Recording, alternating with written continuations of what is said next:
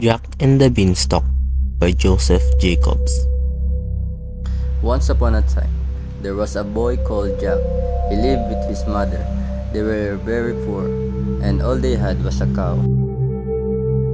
One morning, Jack's mother told Jack to take their cow to the market and sell her. On the way, Jack met a man. He gave Jack some magic beans for the cow.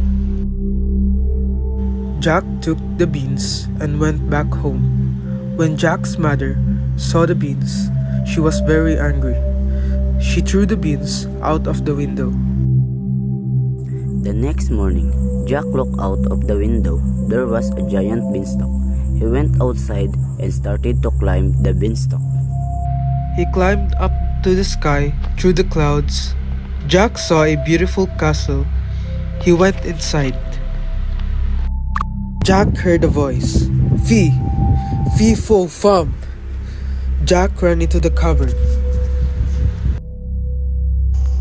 An enormous giant came into the room and sat down. On the table, there was a hen and a golden harp. "Play," said the giant. The hen laid an egg. It was made of gold. "Sing," said the giant. The harp began to sing. Soon, the giant was asleep. Jack jumped out of the cupboard, took the hen and the harp.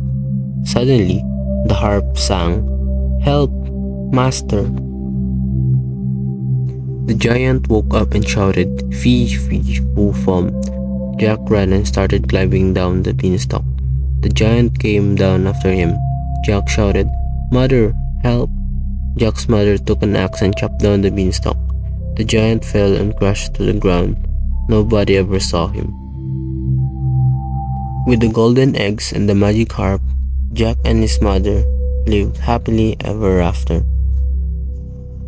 The end.